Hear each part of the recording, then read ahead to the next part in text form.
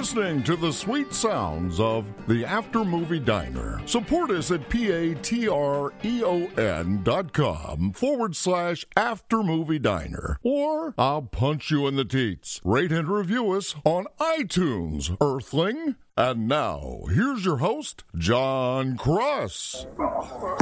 Old man noises. We make old man noises. Have you got... Is that an umbrella bag? Yeah. That's quite natty. Yeah, it is. I initially was going to take the mickey out of your umbrella bag, and I thought that's very useful. It's very useful, isn't it? If you come over here, we can kind of form a nice... a sound barrier. Triangle of sound. There we go. Well, look at that. Thank you so much. A dining tradition reborn. Were we here when it... We've been here since it was born again. Are we... Is this a born-again diner? Yeah. They'll only serve you if you accept Jesus Christ as your Lord. Well, Which I do. Well, you know me. Because if there's going to be a Lord and I had to choose, I'd probably go with Jesus. Would you? Yeah. If there was a Lord. I'm just saying, if they go, look, you got to accept a Lord, right? No Lord's not an option. You have to accept gay lords. No. Well, yeah. Yeah, right. That is, yeah. You do. But if I was going to accept a Lord, I would accept Jesus. I tell you what right now. You would too, he's got a beard. I know. And right? he's into liking nice. people. It seems nice. But I tell you something. I accept all people.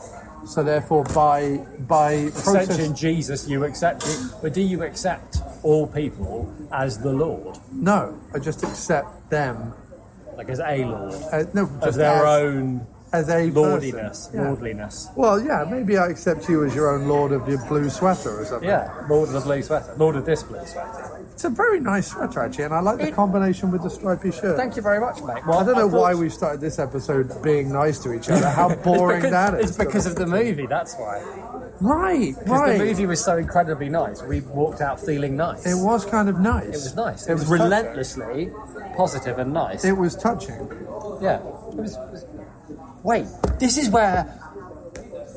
This is where we came, because I re-listened to the Belko experiment because of reasons, right? Yeah. And in the Belko experiment, I order a burger, and it's like a chili burger or whatever, and I'm immensely disappointed. This is the burger. Yeah. This is it. But no, because I nearly ordered the burger again. No, but during the episode, you actually say it's actually kind of nice, and I go, yeah, mine is. Oh, I didn't get that far. All right. Well, I'll have something else. So far, by the way, you've flapped your menu back. You've banged on the table. You've pointed. You're like very down on my Foley skills. Oh, is that what it is? Oh, you're trying to add to the ambience. Yeah. Whereas when I listen to it, I'm going to go. Ugh. Yeah, I know it sounds like I'm a clumsy idiot who doesn't pay any attention to the things that are happening around him. No, but you are. But really? No, but you are. But you are. Are you sure? No, but you are. Are you sure? Essentially, this podcast is a bit like the movie we just went to see. Is it? But is it no, but it is. But much less successful. Well, that's true. But it's like the movie we just went to see. I'm sorry, yes. As if those two women were middle-class boys who never grew up. Yeah, which is what we are. Right, that's what I'm saying. How much do you think that's a product of our generation? How much do you think that's a product of us? I mean, the fact that I'm 40 and I read comics, for example. And I remember my dad trying to get me off reading comics when I was like 12. He was like, look, I bought you the... Remember like, there was a bit where there's like, the Times for Children or whatever. They did that thing. He was like, look, have a copy of the Indie. They did do the Times for Children. They did, and they did the Independent. They called it the Indie. You go, look, it's a funky fucking cartoon eagle on the front. Oh my God, no, wait, they did do broadsheets for children. Yes. My God, that's yes, when they did. Yes. I had one of those. Yes, and my dad kept trying to take Whizzer and Chips away from me. Yeah. And Captain America. And they tried to take the Beano out of my hand. Right. They were like, enough with the Bash Street Kids. They're just silly. If they just left us alone, we might have grown out of it. But here I am, getting excited about Batman comics when I'm fucking 40. Actually, I'm not that big a fan of Batman, but other comics. But do you think if you'd had children, and your child was like... No. Do you think if you had children and your children like weren't taking to comics, you would swap, I don't know, the Encyclopedia Britannica out of their hand and be like, read Whizzer and Chips.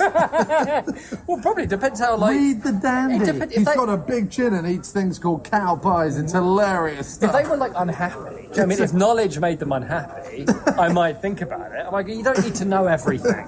Most of it's terrible. If knowledge Look, made spoiler, Encyclopedia Britannica, spoiler, it's mostly bad news. It's mostly bad news. Do you know what I mean? Yes. I know we're all like, oh, the wonder of it all, but really, we're all insignificant. We're all going to die. They claim this is a horrible mistake. They claim their bacon cheeseburger is famous. I'm willing to put that to the test, maybe. Are you still banging on the table? Yes, I told you I have terrible photos. Oh my God, you're awful. We are not ready. quite yet. He's I'm not not. ready yet. I'm sorry. Yeah, yes, just one fine. great. Thank you very much. Thank you. All right, I'm going I to... like her hat and tie combo. Yeah, well, it's reborn, mate, isn't it? Popeye Is that salad. what it is? Is that how they is that how they rebirthed the diner? Yeah. They were like, everyone has to wear a okay. I'll tell you what, if you're looking to reinvent, it is nice. It is lovely. But I feel like it's the same that it's always been. I don't know if I want burger though. Apparently, our erstwhile president has new plans to redesign. Let's Air not. Force One. Let's not, because that's like an encyclopedia. That's an encyclopedia of bad news just on its own. So What? it's just, Him redoing? No, just the life we're living, the age in which we are living. Yeah. Which I can't help but feeling that we are partially responsible for. It's a joke and a nightmare. How are we? I don't know. I don't know. I'm just saying, we're standing by a burning pile of shit, right? And God's walked in, and we're stood next to it going, nothing to do with us. He's like, but is it? Is it to do with you? Because you're standing next to the burning pile of shit. Of all of history, you're standing next to the burning pile of shit. How is it not at least partially? I'm not. Or we are. We're here. We're standing in the middle of it. No. We're not even next to it. We are standing in the burning pile of shit. Next. How is it not our fault? Can you let me finish? Yeah, all right. I think the same people who whacked whizzer and chips out of our hands and forced us to read the Baby Times or whatever the fuck it was called, they are the people responsible. That's true. Them, and I'll tell you what else. I'll go one further. All right. Medical science, and let me explain. Oh, okay. You're going after medicine now. People are living longer, and they're living longer because they've got money to be able to, I don't know, redo their joints and cover themselves in aspirin or whatever it is people do. Cover themselves in aspirin? Or whatever they do. All right, okay. They're taking a ibuprofen facial or whatever, and they're taking lots of drugs, and they're putting fake hips in, and they're having facelifts, and they're eating pudding, and they're living longer. That's who's to blame, mate. Don't look at me. Don't look at me as But here's my argument. Hang on a second. All right. I fully accept that our generation have sat by. Yes, that's my point. Hang on a second. We have stood there doing nothing. We have read Batman comics and pretended like that was enough. We have abdicated our responsibility to everything. Right. Because what we've learned is what? it's all pointless. But you know this what? is all a pointless waste of everyone's time. Please show me something brightly coloured with the word splat, exclamation mark, in it. Right. And that'll do me. But I'll tell you what. I'm born, I read brightly coloured things, and then I die. And I'm all right with that. I'm all right with that as well. We are the first generation to look up at the stars and go and feel insignificant. Right. For a moment, and then not care. And then not care. Go, well, what can I do about that? Well, but we're that's quite the thing. practical. Right. But what that's led to is us basically going, all right, about every horrible thing that's happened. Right. We have let it happen because we haven't got any better ideas. No, we've let it happen by not voting. Yeah. But shall I get a cheesesteak? Oh my goodness, your mind is just one synapse firing after another, like some sort of mad game of synapse pinball.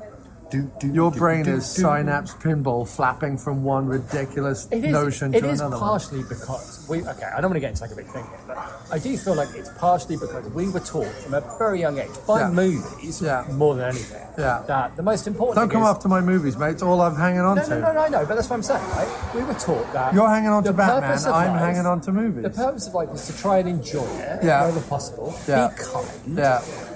And that's about the best you can ask for. Right. So that's what we've done. But unfortunately, that means that total bastards. Yeah.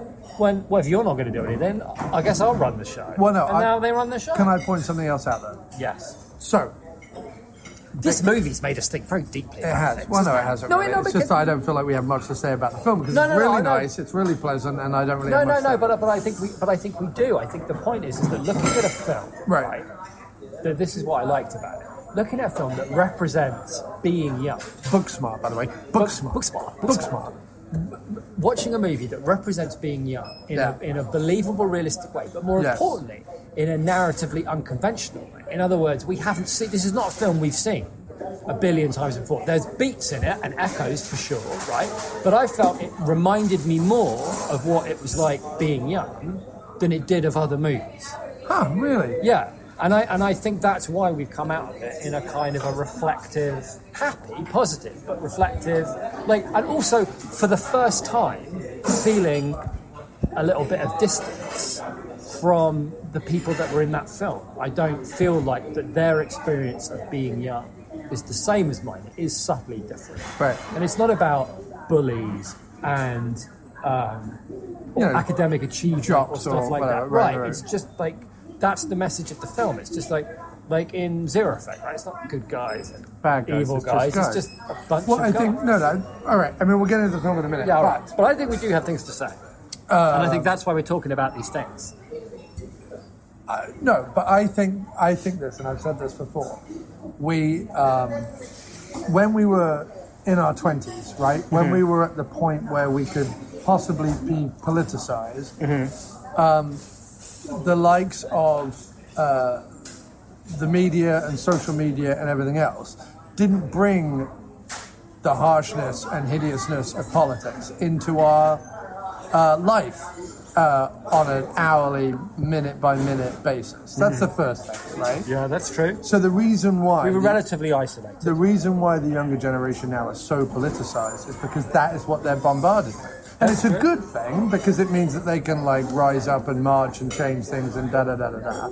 And there's certainly been those situations in the past, in the 60s and 70s or whatever. But when we were growing up in the 90s and early 2000s, what was there really to complain about? In the grand scheme of things. In our lives as we understood them to be. Right. One more minute? No, I'm done now. Thank you. What do we have? Can I have the Philly cheesesteak with beef?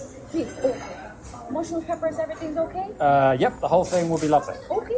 I don't need No, I'll take the fries. If the fries are coming, I'll have the fries. Yes, okay. I will have a bacon cheeseburger, but can I have that as a bison burger, please? Yes. American cheese okay, hon? Swiss if you have it. If not American, it's fine. And I will have that deluxe. Okay. And how would you like the burger to be cooked? Medium. Medium. Bacon Swiss bison medium deluxe. Okay. Anything I drink besides water? Yeah, can I get English breakfast tea with milk, please? For you, hon? No, I'm good. Water's Thank you so much. Okay. Thank you. Have a good cheers. Everyone's so lovely.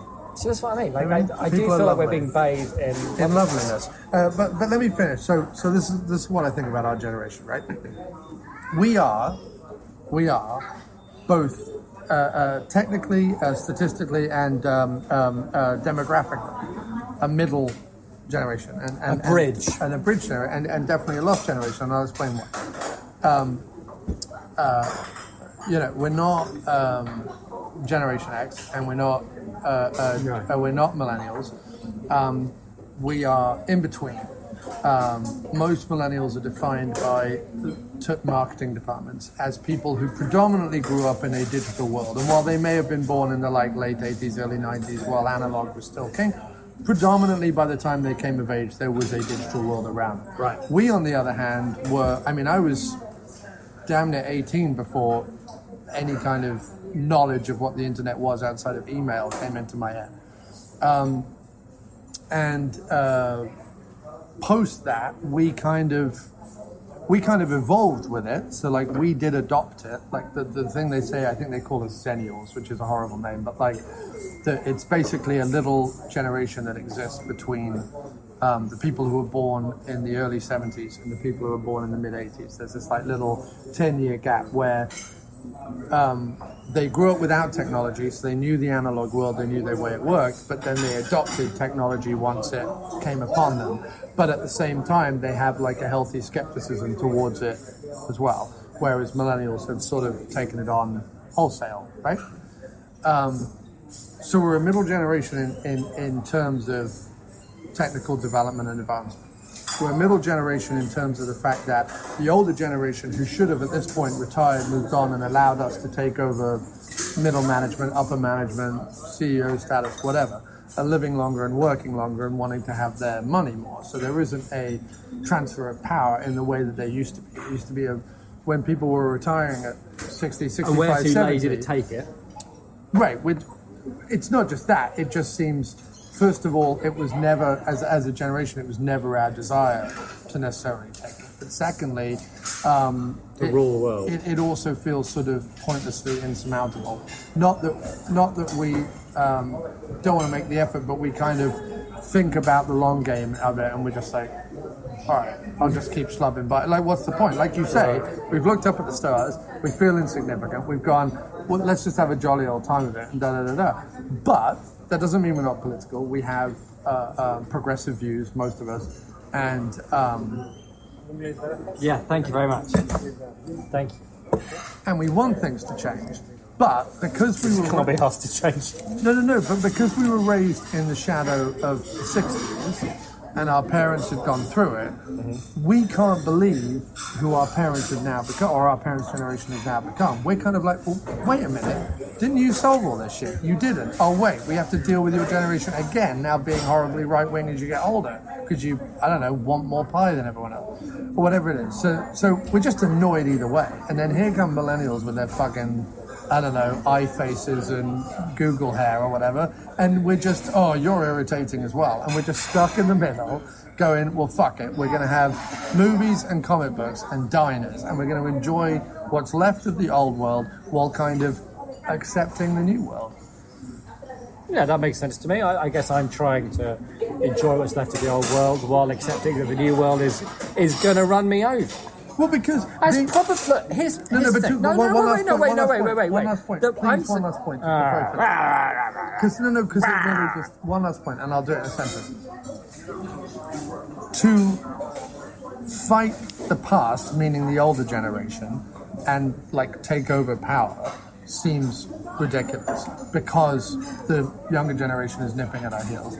And to turn around and, like, stop them from nipping at our heels while we try and like maintain some level of power seems like Moses trying to hold the waves back. Like, it just seems almost ridiculous because either generation, either side of us seems to have a far more active interest in like running things than we do. So we just kind of go, all right, we'll let you bicker over here about whatever, and we'll let you guys, like, I don't know, whatever, take all our tax money, and we'll just kind of, as long as I can have a burger in a diner with an old friend, I'll deal with it. So you're saying like all the Twitter fights are happening like over our heads? Yeah.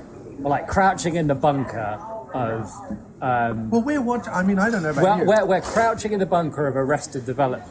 Yeah. While people far too sure of themselves for any kind of good sense hold tightly onto things that are bad for everybody because of some notion of personal freedom, while another generation thinks that they can legitimately change things, but they can't. Tries to wrestle the cricket bat of history out of their hands with some idea that they will be able to wield it with more justice and generosity, but instead all they're doing is hitting themselves in the face repeatedly with a cricket bat. I don't disagree with any of that, but then sorry, say what you were going to say before you... No, I guess what it, like, when you see with this movie, for example, right? Booksmart. When you see this movie, you realise that the message of the movie is essentially like you can work hard and like improve yourself, as it were, and expand your mind and learn things and be a fully paid up member of the human race and all of the good things that can bring, while at the same time also experiencing the hedonistic aspects of just being a bit of a teenage Tearaway, tearaway, right? No, wait, hang on. So what I was trying to say is, right? Jesus Christ. What? No. You talked for literally 20 minutes, and then I had 45 seconds. So you went, that's enough of that. Which is fine, because I don't blame you, because I think it probably is enough of that. And I guess all I'm saying is that with that particular movie, it makes me feel like I think we did what we felt was right. I think and I just, talking about you and me and people who are like us, it's not necessarily a whole But we never generation. hurt anyone, mate. We never went out of our way to hurt anyone. No, but here's the point, right? Without wishing to get too deep into it. That makes me sleep at night. I didn't go out of my way to hurt anybody. No, we didn't. My footprint on the planet is not disastrous.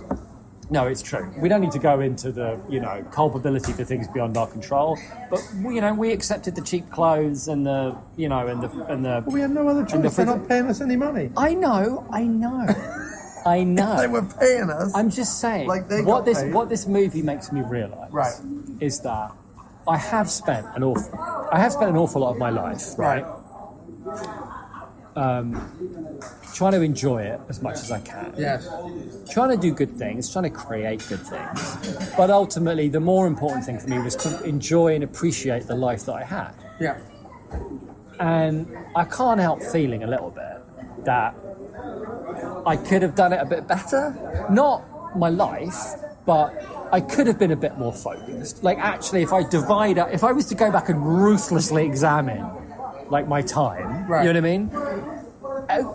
A huge proportion of my time on planet Earth was spent doing nothing, but not in a I'm enjoying my life kind of a way, and not in a diner burger thing, but literally just wasting hours, weeks, months, years of time, just kind of because I didn't really know what to do, you know what I mean? And I couldn't really be asked to think about,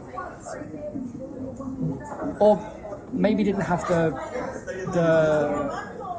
courage is a bit strong, but the wherewithal, that's a good word, the wherewithal to really, take the time just that I had tragically and my brain, right. Courage, wherewithal, right. Gordon Downey had the right idea, right? Basically. But to take all to take my brain, and my time, and combine those two things together, I think I could have done better than I did. I think that's what that film is about. I think it's supposed to be about, you don't have to take your time and your brain and use them for one thing. There is actually a lot of time, and there's a lot of things to be experienced, and we do have the time to do all of them, while at the same time enjoying it, but not holding on too much to it. So let me just counteract some of what you just said very slightly, because I too, especially since living in the US, have looked back across to 20s, for example, and thought to myself, oh, what a bloody hell, I've wasted a whole bunch of stuff. But I tell you where that thought comes from. Not that people in the UK don't have thoughts like that. I'm sure they do. But there's something, and we talked about this before, but there's something in America that's a very not only is there a lot of pressure and demands and people should be more like this and bada bing, bada you better boom, get a job make it happen. Exactly, right. But also, the better side of it, the better way to look at it, is that there is that get up and go spirit. There is a process, whether we like it or not, by which actually if you do apply, if you do work hard, if you do hustle, if you do keep, your finger in many pies or irons in many fires or whatever you want to say, that something can actually come from it. And sure, you need patience and you need graft and you need a whole bunch of stuff, but something can actually come from it. And actually, it's only recently I feel like in the last 10 years of living here, that I have learnt. You spilled some chocolate there from your pretzel on your sweater. Oh no! Yeah, you got. Well, it's quite a lot of chocolate on my sweater. Yeah, it's from a pretzel. God, I'm such a. I think you got pretzel. I'm checking my. I'm such a Gen Wire. I'm checking my shirt now to see if I have pretzel chocolate. I don't have any pretzel chocolate. It's just you. You're a messy pup. No, sorry. I feel like each year living here, certainly in the last 5 years, which have really defined my time living here, the 5 years that I both went through what I went through, and then met Kim and everything else. Right. In that 5 years, it's not just a case of, and this is what I didn't understand before, it wasn't just a case of having to like, I thought when I came to America, you have to just accept the way it is, and you have to like somehow, you know, get the manual, get the rule book, figure it out, or you're dead in the water. Right. And it's not so much about putting all that pressure on you. It's about over time seeing the pieces slowly slot into place. Thank you so much. Wow, that looks good. The Philly cheese. Fantastic. Thank you very much. You're welcome. Any mayo, mustard, hot sauce, please? I'm all right, I think. I'm good with ketchup. Thank you so much. Enjoy. Thank you very much. Chips look amazing. For example, and I won't go into details, but a few of the things that have happened in the last couple of weeks in particular, I've known now through just sheer experience of the last 10 years, Right. how to go with that, how to present myself, what to say, what's important, what isn't important, etc., etc. These are not things in England that we grew up being taught. We weren't even shown it. Like, it was literally, well, you know, become an accountant, or, you know, maybe go to school for 7 years and go become a doctor or a lawyer. But like, in general, the pathway to you know, creativity or to a more interesting job or a more interesting lifestyle or whatever it was either not very clear, because there wasn't ever a... Yeah, that's probably fair. Well, there wasn't ever a social conscience that said, you know, move forward, make it work, hustle, get it done. Like, there was not that thing. Well, it was, but it was in adverts, and we thought it was bollocks. We thought it was bollocks. There also just isn't that kind of national consciousness in the same way. But secondly, it's really taken me a long, long time to see the 3 or 4 steps ahead. But why I feel that, yes, while I can spend the rest of my life being, you know, enjoying this and being relatively comfortable and relatively happy, but never, you know, a captain of industry or anything. More's the pity.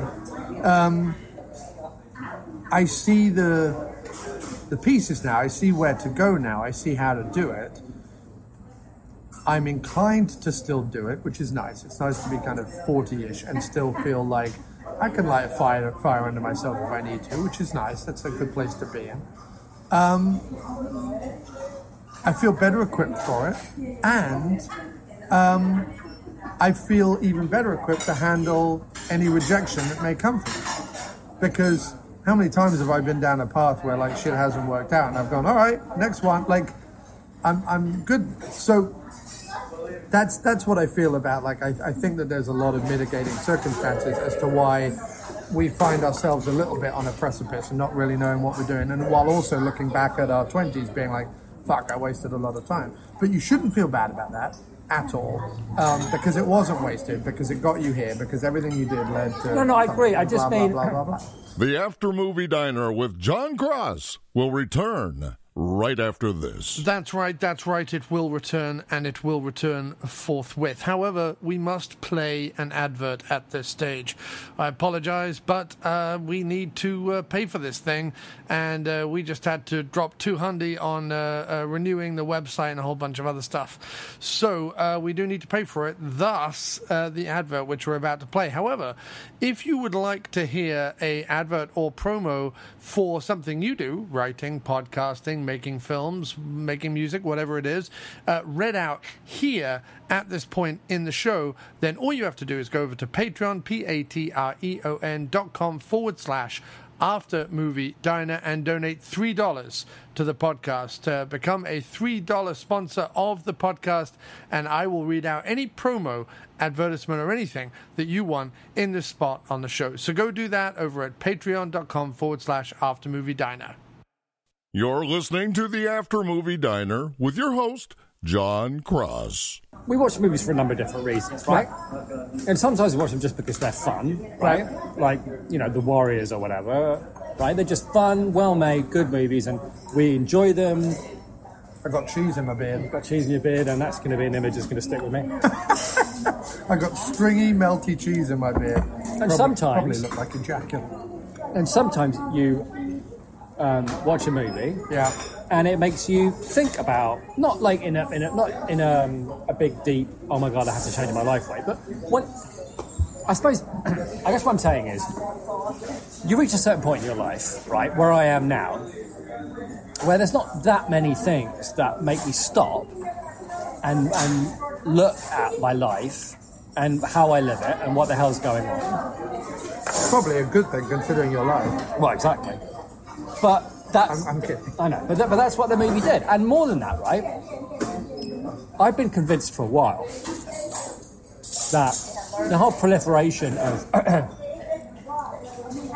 screenwriting courses and screenwriting handbooks and all that is absolute bollocks. Mm-hmm. Because it's, you've got to introduce your character here, and then at this point in the movie, this needs to happen, and then at the end of Act 1, this needs, and then, your actor definitely needs to do this particular thing in order to gain all this, there's fucking rules. And you're like, hang on, right?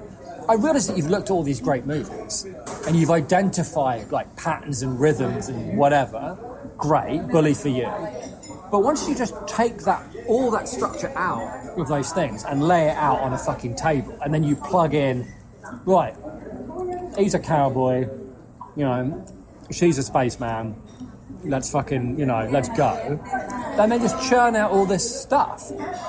Right. And it's all, and it's completely devoid of, well, not devoid. How is she a spaceman? Is that a comment on the fact that in space there's no gender? Yeah. Yes, that was my point. She's a non-binary, right, trans, whatever, space person, or space thing. What? All right, whatever. The point I'm trying to make is that the other thing that I really, really liked about this movie, as opposed to other movies that we've seen, is that there was none of that. I kept expecting sooner or later someone's going to get their comeuppance. That character's going to, whatever, but expecting the beats. And instead, it kept going, and they didn't get bullied, and they didn't get downhearted. The only time in the movie where they had a thing, conflict was all real. It wasn't like they had a conflict because somebody wanted to do something bullshitty. You know what I mean? It was because the only thing that went wrong at that's why it reminded me of being young, right? I didn't go to a lot of parties because I didn't really like parties. But there were some that I went to when I was about that age, a little bit younger, where they were I had the most amazing time. I had them with people that I never hung out with up to that point, and never again afterwards. But they were just endless, these parties and these nights. And endless night. Yeah, all right. Jim's endless night. So my point is that the only thing that was ever disappointing in nights like that was when somebody you liked that was at the party turned out to like somebody else. It was the most heartbreaking thing that could happen to you. It wasn't getting bullied by the guy or losing the term paper that you needed to get to whatever the fucking MacGuffin is in those movies, right? None of that bollocks. Someone that you like somebody else. None of that. None of the other thing. And that was the most heart-wrenching, gutting thing you could possibly imagine at that age. Right. And that was the most disappointing. That's the only thing in the movie that didn't go right for them. Because all they did was set out just to experience things. That's all that happened in the movie. They set out to have experiences, and that's what they do. So every time they do literally anything in the movie, it's rewarding for them because it's another experience and not just sitting in their house, right? Which also kind of resonates, right? When you get to a point where I think I'll just put my feet up and watch telly instead of fucking doing something. Which I suspect. We should maybe preface this with what the story was about. Well, that's it, really. It's two girls. It's two girls at high school. The night before graduation. And they realise, one of the two main characters realises that she spent her whole school career studying like crazy, kicking ass, because she thinks they're all pissing their lives away because they're not studying hard. And she realises on the final day that everybody that she's been mocking for being stupid and idiotic is going to Stanford or Yale or Harvard. They all got in, while at the same time clearly having a blast. And she suddenly has this epiphany that they've been doing all wrong. Instead of studying like crazy the whole time, they should have been doing both. They could have had it all like everyone else did. So they decide to go to this one party. And in the process of going to this party, where it turns out that one of the girls likes somebody and the other girl likes someone else, in the process of going to the party, they just have this night. And it's not even like a legendary night of whatever. They just have experiences. And every single one makes them happy. And they're laughing. And it's relentlessly positive. And they're really, they love each other and they say nice things to each other. It's just a whole different way of being. That's not. It was true without necessarily ringing true for me. Right. But that whole. Yeah, I mean it has. This Philadelphia cheesesteak is amazing, by the way. I highly recommend getting it next time. It has vibes of Say Anything meets Superbad, without the coarseness of Superbad. Although there are moments, but without the laddish idiocies of Superbad, and without the central romance of Say Anything. But it has a very Say Anything-y vibe. So far, so high, boys. Everything Lovely. is delicious. Thank you very much. Thank you so much. I'm so glad it was reborn. But it has a very Say Anything vibe, especially the middle bit of Say Anything when he's a bit down, I gave her my heart and she gave me a pen. That whole area where he's driving around to the gas and sip or whatever. That it has that kind of vibe in a way that I love. I love that bit in Say Anything. And it has, the little wafts of John Hughes stuff here and there and so on and so forth. However, my favourite thing about the film, especially as we've had this conversation, it's directed by Olivia Wilde. Who knowing her from House and the OC, I didn't necessarily think she had this in her. Oh no, she's done a lot more than that, dude. She's done a whole bunch of indie movies and... No, I know, that's all I know her from. Okay. I just wasn't sure what to expect. Right.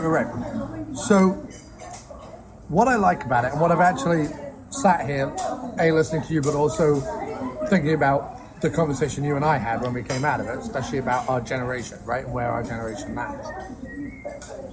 What I really like about this film, because I think, I'm right? Olivia Wilde is squarely kind of in our generation, right? She's late 30s, is she? I would think so. I mean, she was okay. She's yeah, probably, because I'm thinking when she was in the IC. I mean, she would have been in his 40s, so yeah, she would have been 4 or 5 years younger than me when I was watching the OC and she was in the OC. So yeah.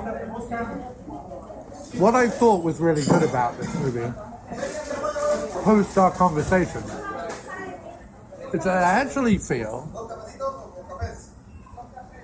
that it's a movie about our generation saying to the millennial, digital, woke, younger generation, whatever you want to call it, all your ideals and your icons and your positive affirmation of everybody is all really good. Never lose that. That's really fucking important. But there's more to life, and there's more to experiences, and there's more to the world than just that. You can positively affirm your best friends, and you can work really hard at something, or you can, party really hard at something, or you can do sports or whatever it is. But the world is not as scary, first of all, as it has been made out to you. The world is not as dull, harsh, and horrible, and work hard and all the rest of it, and pressureful as it's been made out to you. And there are good things to be done, and there is positivity to be had, and there is improvements to be made, and you guys can do it. But don't be so serious while doing it. It's kind of what I take from it. Because sometimes, and it's funny, and I don't know, I've not heard any interviews with her or anything like that about it, but it feels like the kind of thing I'd want to write. After spending a day on Twitter, looking at 20-somethings, screaming at each other, or screaming into the void, or screaming at the older generation, or just screaming in general, or whatever it is. Looking at the world around them that's presented to them by media and social media, which is, fucking shootings and people trying to tell them what they can do with their bodies and, racial shit and sexist shit and all this bollocks that people are like throwing about every day. And there they are, kicking and screaming, thinking, fuck, the rest of my life is just kicking and screaming. What the fuck? And I think it's the kind of thing, because it felt very nurturing. Like the movie felt towards the two main characters. Yeah. Very nurturing. Like the Olivia Wilde's love of these characters comes through in the way that the story is told. Yeah.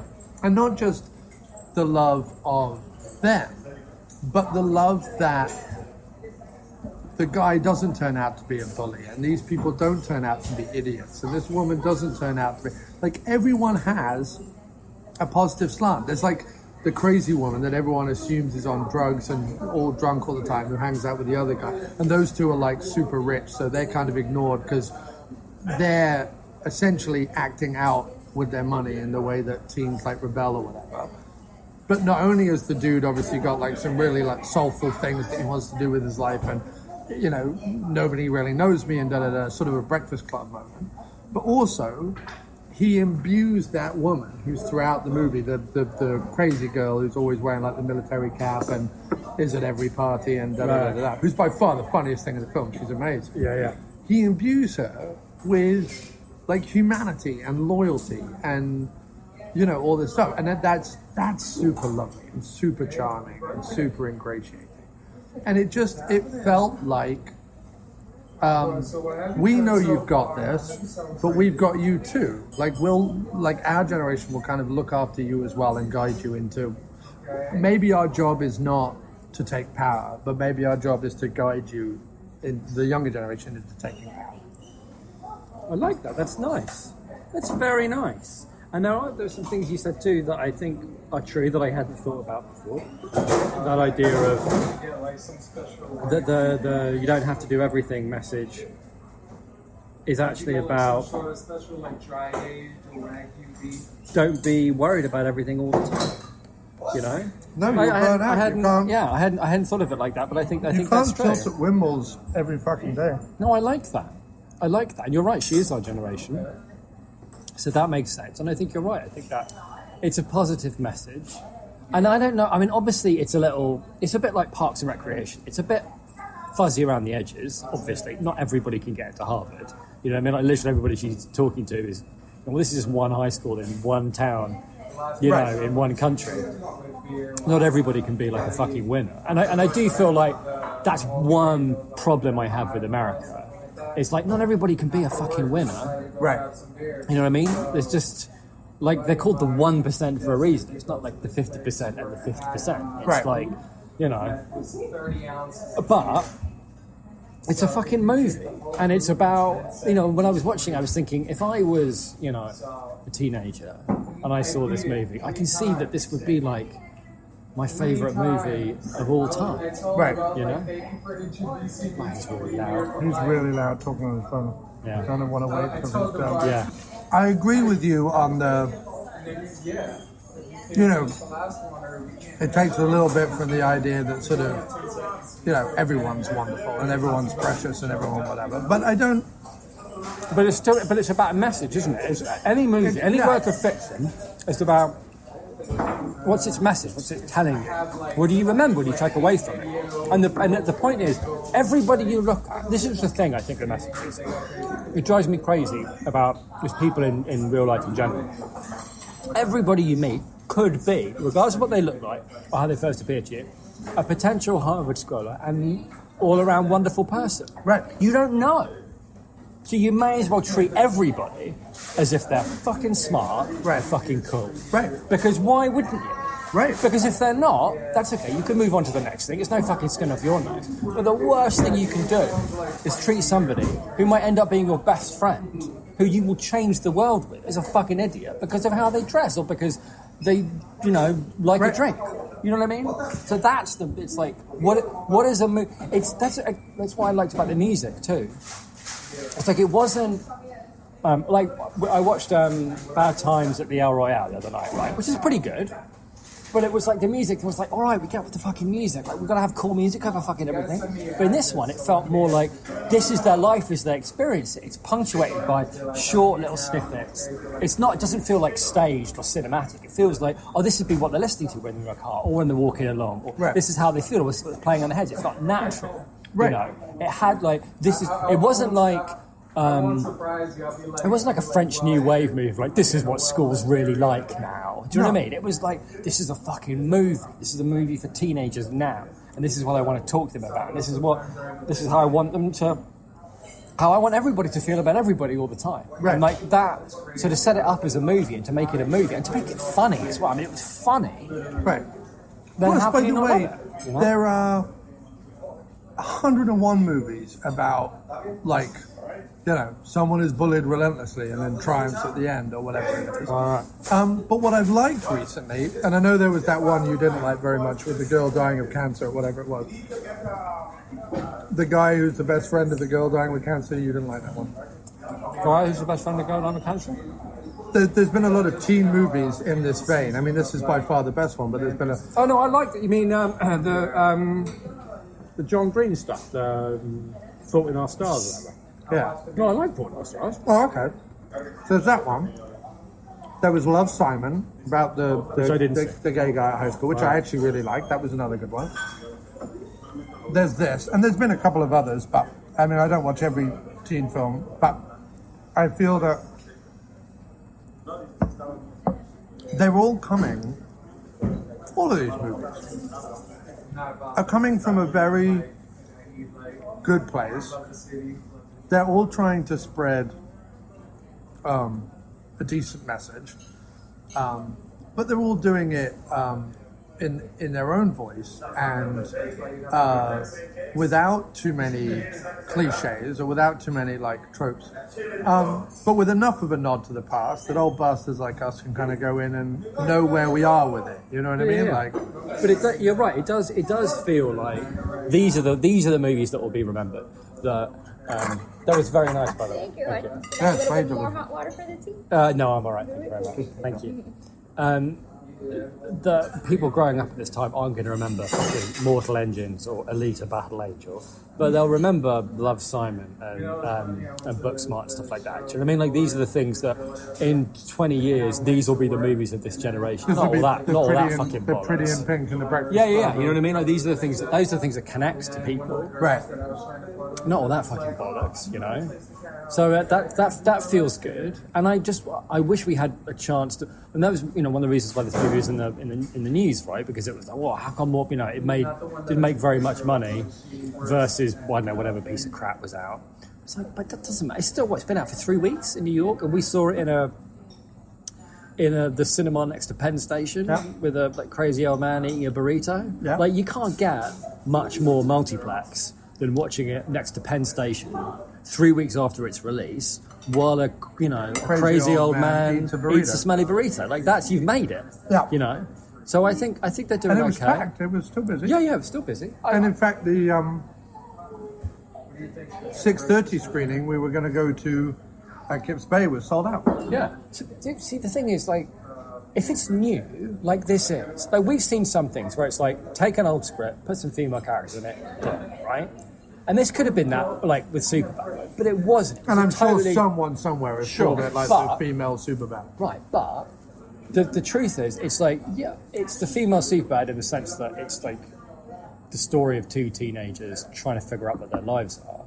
But it's not just that the lead characters are changed, but the beats are the same. It's just a whole different way of looking at it. And if you're not going to do it new, that's the problem with the Bad Times at the El Royale, right? Which was not bad at all and was actually, like, pretty good. It was all right. It was okay, but it was But it was a rehash of a lot of stuff. It didn't really fit together.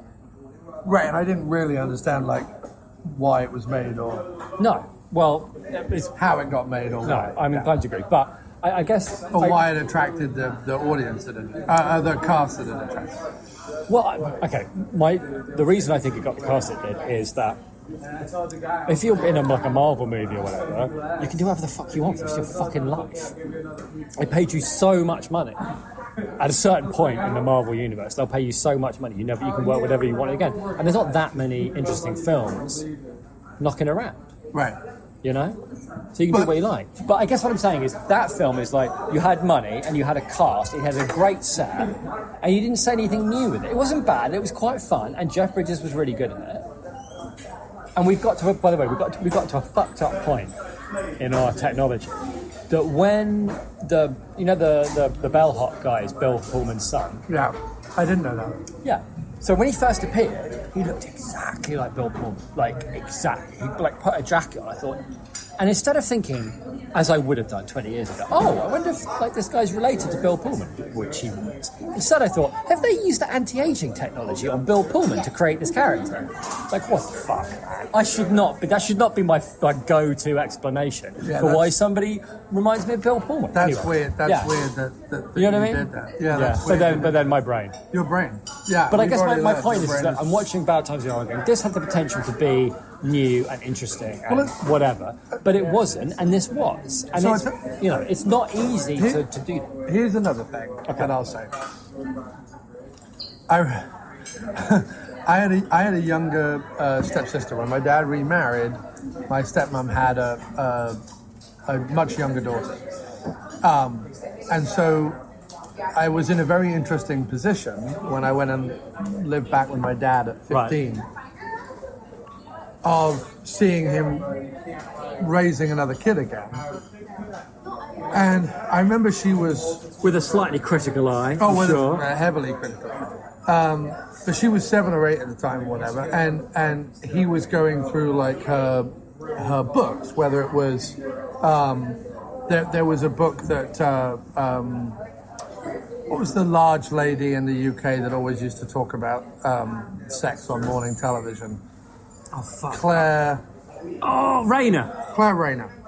Pull that on my ass. So there was a book that Claire Rayner had written about like discovering your body and sexuality for like children. Right. And I remember vividly my dad taking umbrage with so many things in the book.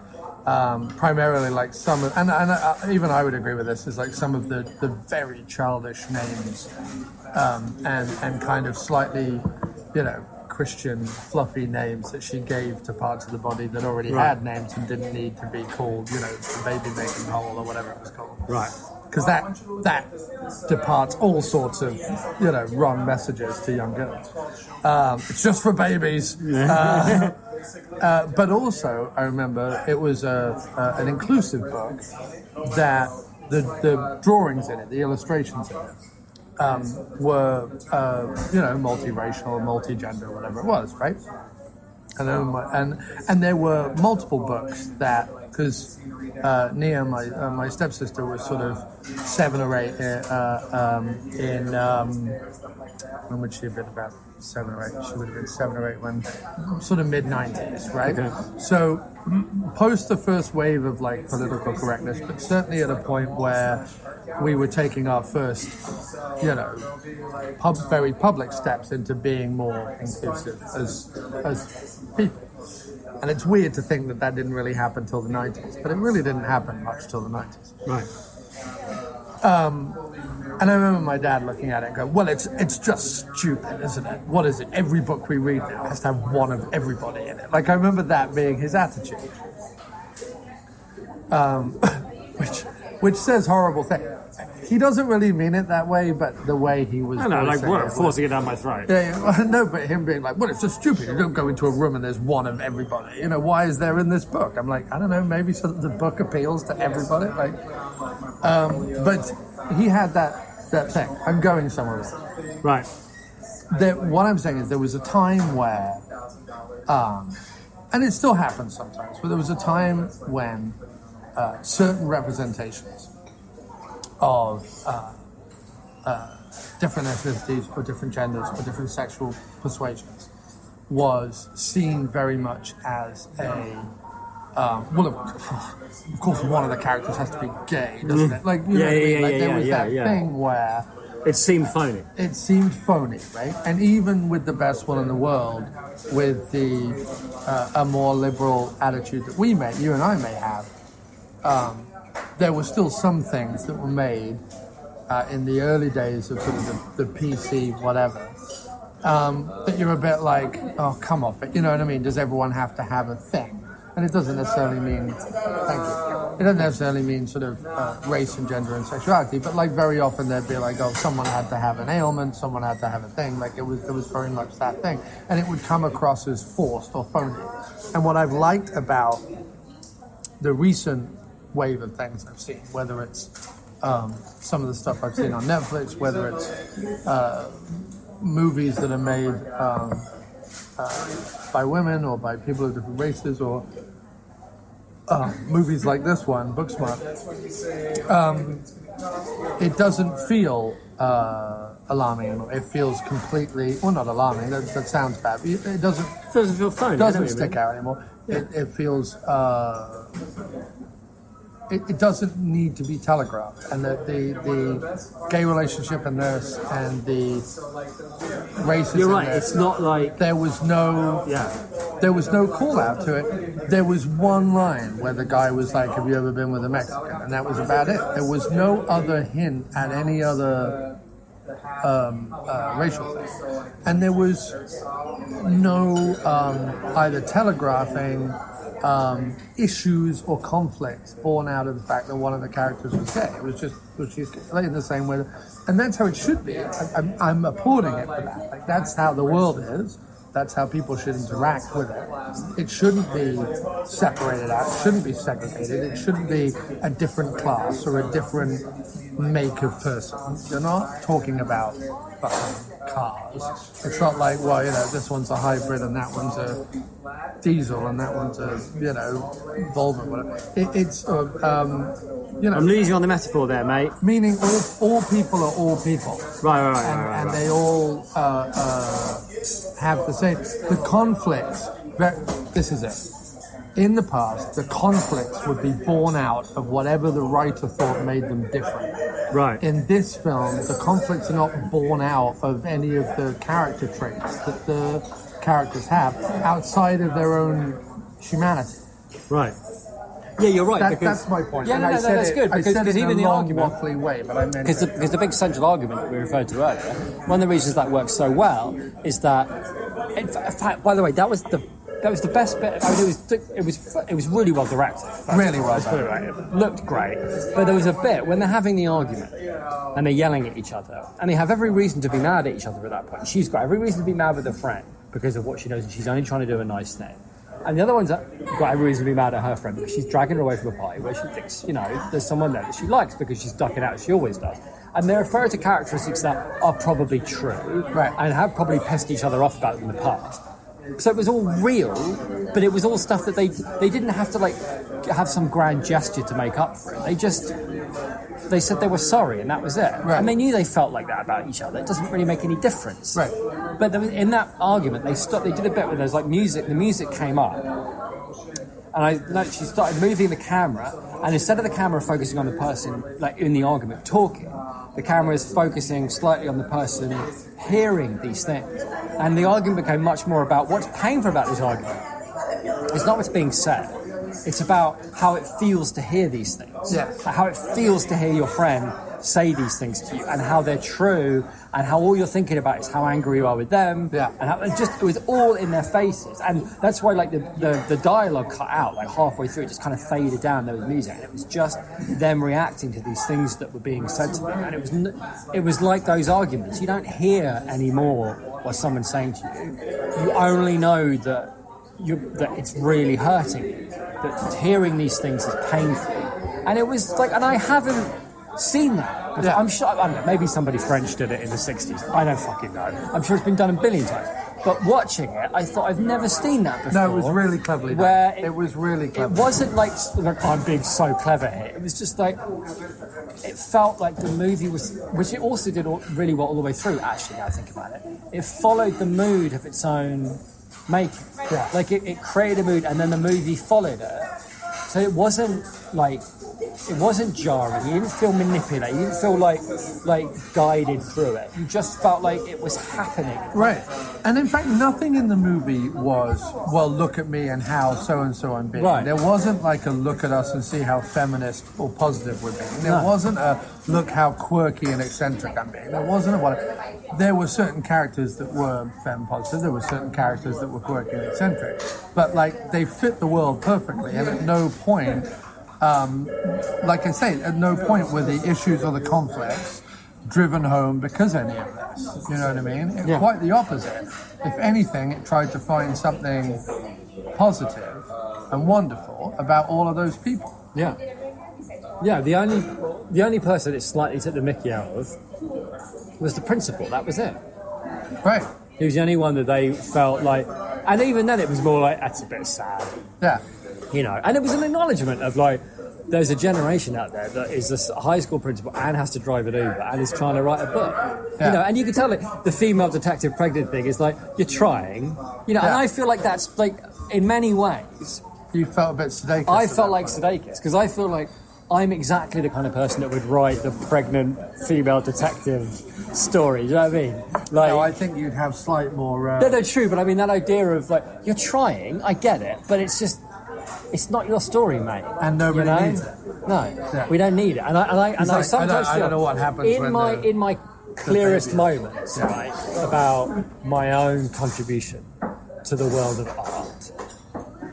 In my clearest moments, I think, I don't think people really need this. Well, because... It's not that it's not good. Right. It's just, I think we can live without it. Right. You know what I mean? And not in a bad way, just we'll get by. Right. This isn't going to change anything. It's not anything that hasn't been done before. There's all these voices out there. There's all these people out there. What's missing is sort of the silly and surreal stuff that we grew up with. I just think that... No, I agree with you, but I think... The time will come again. But you're saying right now, right? Yeah. And I feel this way a bit about my music, is that nobody needs another...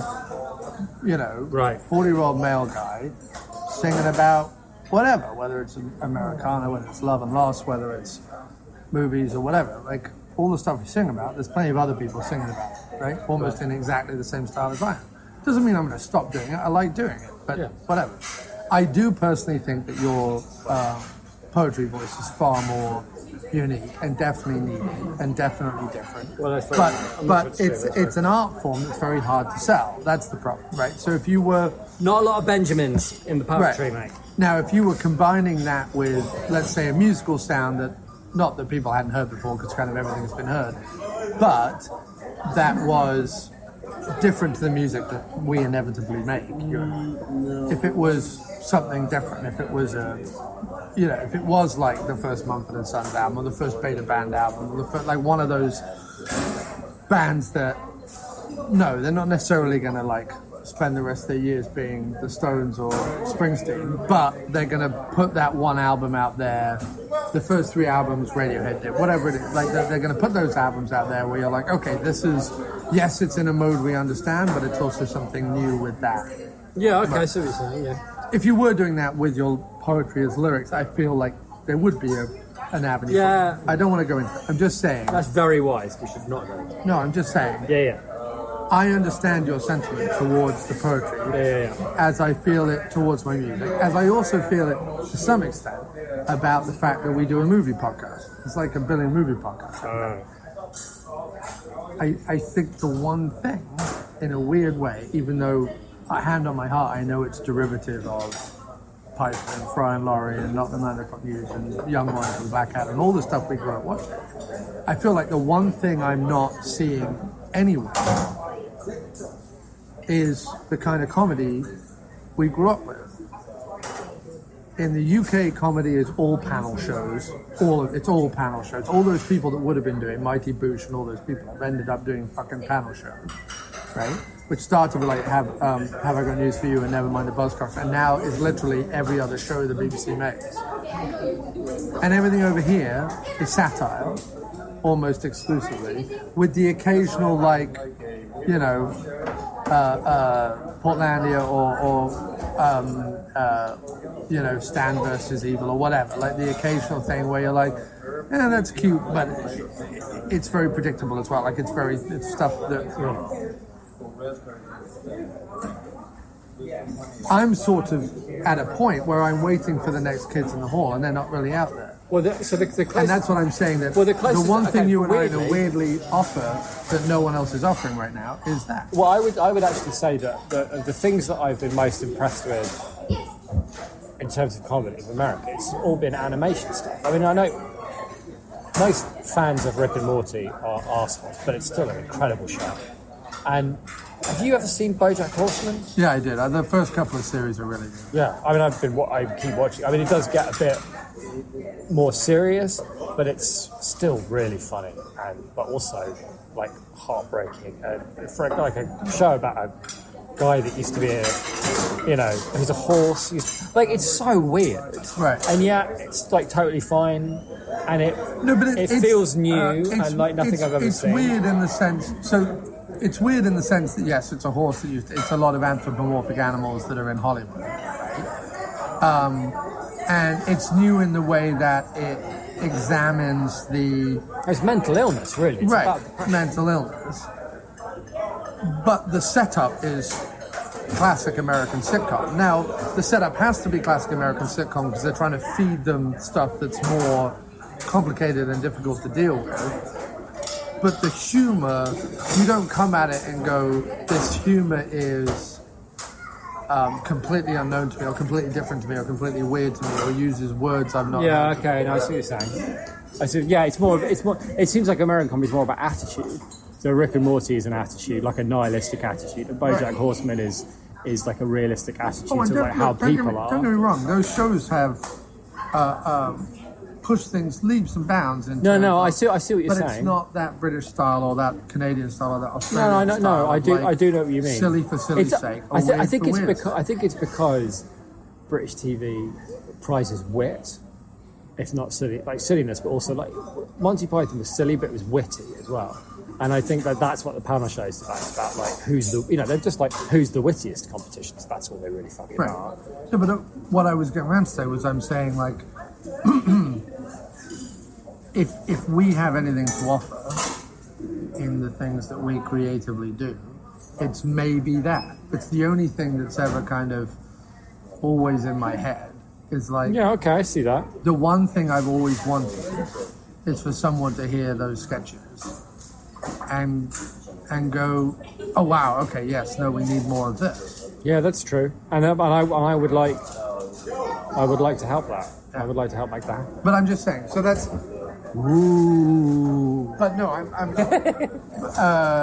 Let's wrap it up because I think that was. I may not include all that. Yeah, but it was still, Can I just say? Go see Booksmart or rent Booksmart when it comes out. I really liked it, and I definitely wish we could see more. I'd rather see 1 million Booksmarts than one more Mortal Engines. Yes. And by the way. I recently, because I've been on Letterboxd collecting my movies, what I watched, rating them and so on. I put together my tentative mid-year top 10.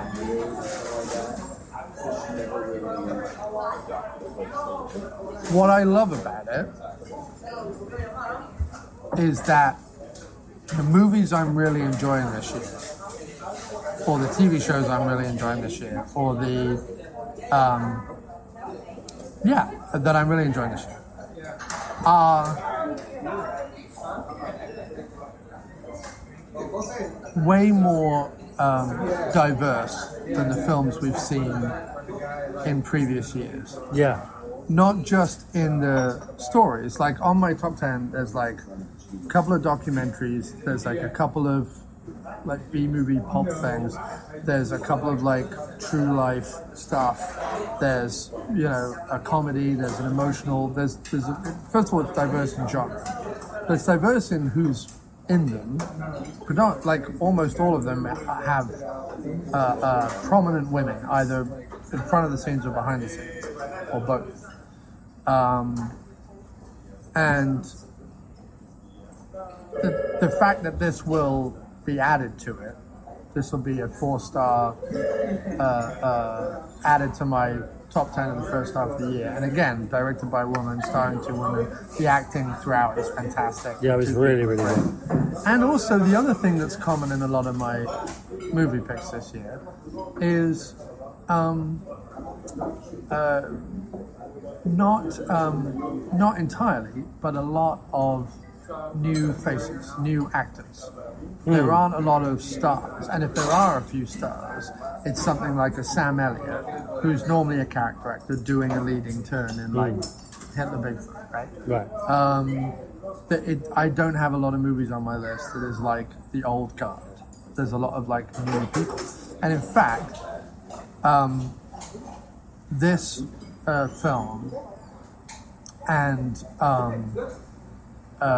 When They See Us, the Netflix series, which is incredible. It's just so well done. Even from a filmmaking standpoint, it's so well done. Highlight literally some of the best child, young adult, and teen acting I have ever seen. I mean, the performers in When They See Us, very similar to the performances in Booksmart. Out of this world. And some of the best acting I've seen this year. Dare I say, like the last 5 years. Should we get the check? Yeah. We'll get the check. Thank you very much. Is there coffee or tea? No, that'll be up. Oh, Right. okay. Thank you so much. Thank you. So, I know that there are a lot of people out there saying there needs to be more diversity, there needs to be more women, there needs to be more this. Keep banging that drum, because yes, definitely, we can always use more. Definitely 100%. I don't need to sit down and watch another story about a 40-something white guy for the rest of my life. I don't. I've seen them. I've seen them. They've been made, they've been done, and if I want to watch them, I can go back and watch them. I don't need to see those stories anymore. I'm hungry, actively hungry, for stories about someone who isn't me. And so far this year, I'm being able to see like a bunch of them, and it's really... And I'm not saying it because I'm like going back to my previous point about representation.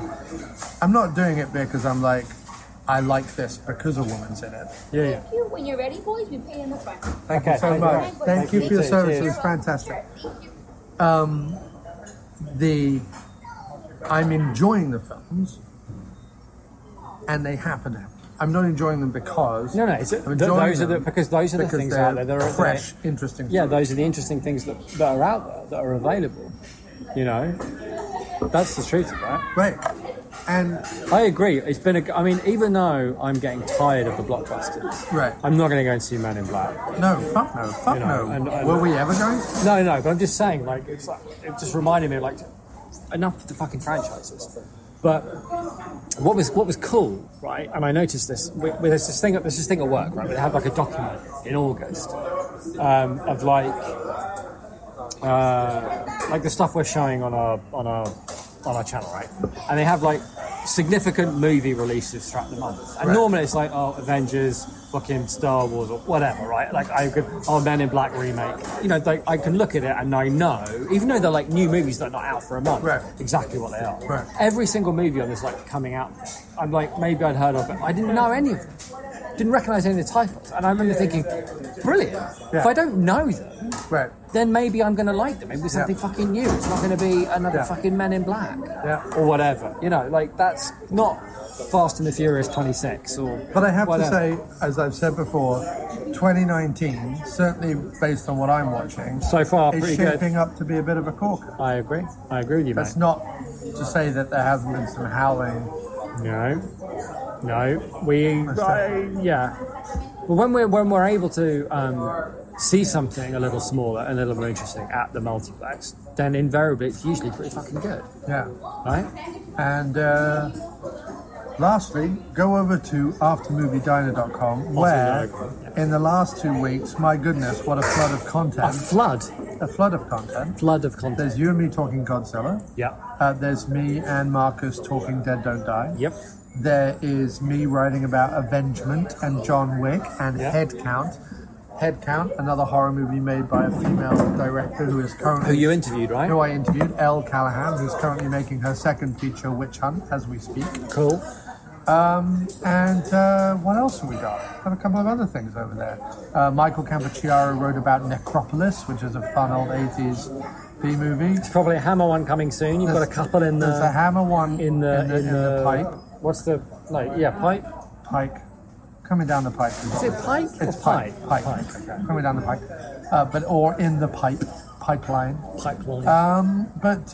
Tons of stuff over there. So it's terrible doing this shit in a vacuum, so please do go take a look. When you're bored at work on your lunch hour, just, hey, what's happening over at the diner? Oh my goodness, look at all this content. Wow. There's lots of it. Late night wasn't even that long ago. Right? Thanks for having me, mate. It was a pleasure. As always, son. Chin chin.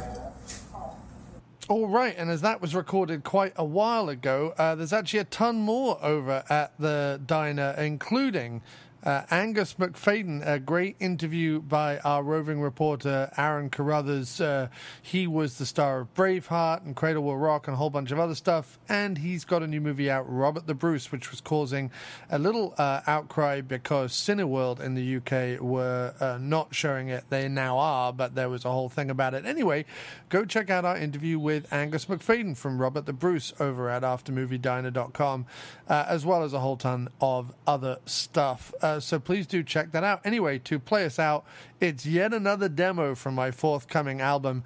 It's about time I recorded some of these songs properly, but I haven't got around to that yet. Life has been too busy. Anyway, enjoy this demo and look forward to future shows here on the After Movie Diner. Thank you.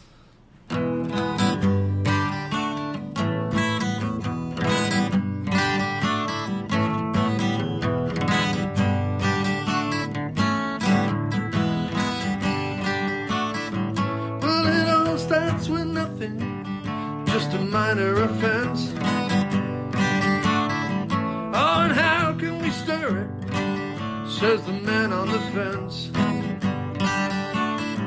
Push it out to the dogs who will shake it and tear it apart, and fill up the oceans with idle opinion, like plastic and rubber on once beautiful beaches. Just because it's there, you don't have to share it or take it to heart. Oh, just because it's there, you don't have to share it or take it to heart. Well, it's all to perpetuate and keep us in circles. Scrap the guts from the animal, slide under the hurdles. Someone somewhere wants the revenue. I mean, while you're saving and begging for shelter, the conversation leads nowhere, and the songs they aren't sung, and nobody's winning, at least of all you.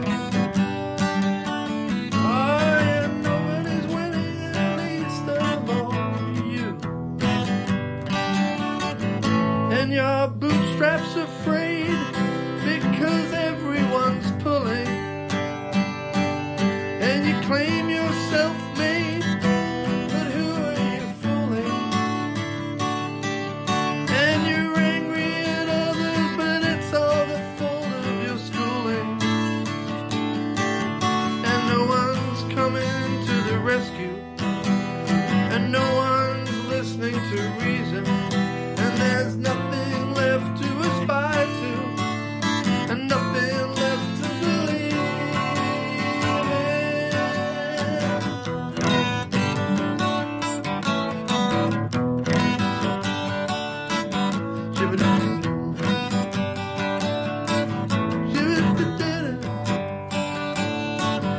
Well, it starts with confusion in faraway places,